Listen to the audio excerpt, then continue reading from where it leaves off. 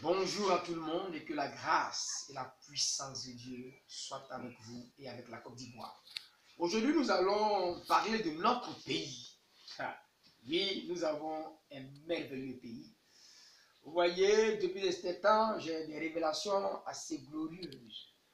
Beaucoup peuvent paniquer, beaucoup peuvent se dire, nous aurons des moments difficiles, nous avons des pressions par-ci, par-là. Mon pays, qu'est-ce qui va m'arriver? Mais je suis venu vous dire qu'aucune crainte ne soit dans votre cœur. La Côte d'Ivoire est une nation magnifique. Vous voyez, la Côte d'Ivoire spirituellement est une nation que Dieu a choisie. Est une nation où le Saint-Esprit veut travailler puissamment. Parce que la Côte d'Ivoire a une étoile extraordinaire, une étoile magnifique. À la vérité, ce qu'on doit comprendre, le pays souffre à cause de sa gloire. Parce que prophétiquement, Dieu a décidé d'élever la Côte d'Ivoire dans le Conseil des grandes nations.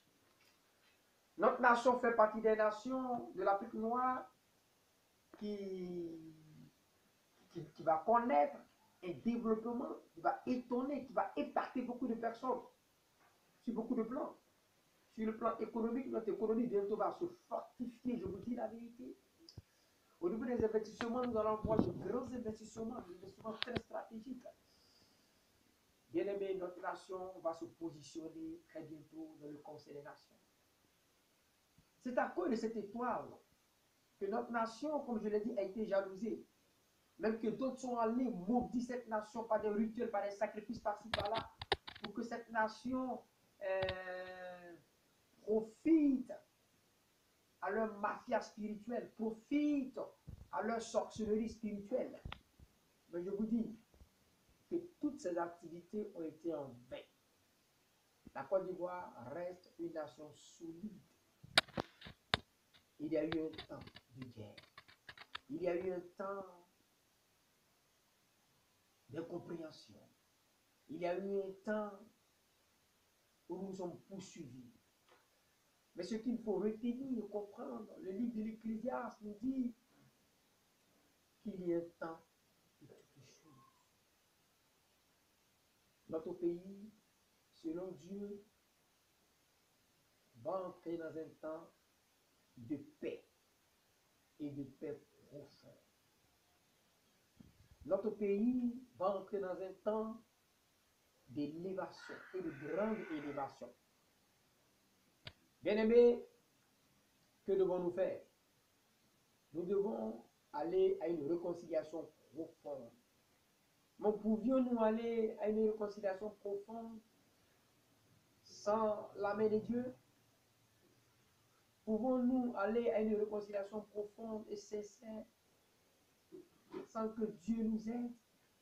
C'est pourquoi l'heure qui est arrivée n'est pas l'heure des disputes. L'heure qui est arrivée n'est pas l'heure où les uns et les autres vont raviver les haines, les querelles et les colères. J'invite, oui, moi le prophète Étienne, j'invite chacun à comprendre le temps dans lequel nous sommes. Nous sommes à un temps très favorable pour la Côte d'Ivoire. Dieu a décidé de faire un nettoyage. Dieu veut faire souffler un vent afin de nettoyer le pays sérieusement. Non pas que Dieu veut qu'il y ait des troubles, non pas que Dieu veut qu'il y ait des morts, mais Dieu veut nettoyer des idéologies, des philosophies, des habitudes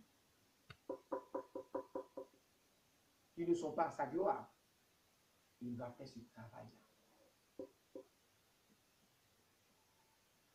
Dès 2020, 2025, 2030, 2035, chacun de nous va voir qu'est-ce que c'est que la nouvelle Côte d'Ivoire que Dieu veut bâtir.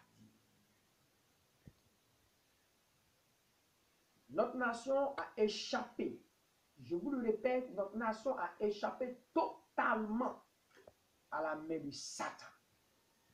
Parce que ce que Satan avait voulu faire en Côte d'Ivoire est quelque chose de grave, d'inquiétant. Nous devons, oui, nous devons aujourd'hui comprendre cela. Ce que le diable a voulu pour cette nation, c'était une destruction massive. Mais Dieu ne l'a pas voulu. Je vous invite aujourd'hui, peuple chrétien de Côte d'Ivoire, que les mois qui viennent soient des mois de jeûne et de prière, afin que cette étoile merveilleuse qui n'a pas pu être obscurcie, qui n'a pas pu être déstabilisée, cette étoile que Dieu a protégée, ce grand bonheur de la Côte d'Ivoire que Dieu a gardé pour que cela se réalise, pour que nous voyions cette gloire. Dieu n'a pas permis que notre nation puisse subir la malédiction comme Balaam a voulu maudire Israël, mais Dieu a changé la malédiction en bénédiction. Je suis venu vous dire que le temps des palabres est fini. Frères ivoiriens, réconcilions nos cœurs, réconcilions nos âmes et allons à la fraternité. Soyons instruments pour le développement de notre nation, car le temps est favorable. Je vous dis la vérité. Nous devons aller à l'essentiel, parce que Dieu veut la paix. Peut-être X ne veut pas la paix, peut-être Y ne veut pas la paix. Bien-aimés, je suis venu d'annoncer que quand Dieu décide quelque chose, personne ne peut aller contre. Des prophéties ont sonné qu'il y aura guerre en Côte d'Ivoire, il y aura des troubles, il y aura ceci, cela. Effectivement, il y a eu des déclenchements, il y a eu des troubles. Mais ce temps est passé. Dieu en a décidé autre chose. Temps et saison de gloire pour la Côte d'Ivoire. Je ne suis pas venu vous dire des paroles pour que vous soyez très très joyeux. Je ne suis pas venu vous flatter. Mais je vous dis la vérité. L'année 2020 est le départ d'un grand mouvement de Dieu sur la Côte d'Ivoire. Il est temps de comprendre la pensée de Dieu. Et que ceux qui ont des oreilles, comme le dit la Bible, comprennent ce que l'Esprit veut dire aux églises. C'est une expression biblique pour dire que soyons attentifs et recevons la parole, comprenons la parole. Bien-aimés, il est temps que chacun de nous s'élève pour la prière, parce que notre nation, elle n'est pas malheureuse. Notre nation n'est pas une nation qui a tout perdu. Mais au contraire, c'est maintenant que notre nation va entrer dans une gloire incroyable. Ce qui attend la Côte d'Ivoire de demain, ce n'est pas des troubles, ce n'est pas des guerres, ce n'est pas la criminalité. Mais ce qui attend la Côte d'Ivoire que Dieu m'a révélé, c'est une Côte d'Ivoire émergente. C'est une Côte d'Ivoire incroyable. C'est une Côte d'Ivoire qui va être industrialisée. Je vois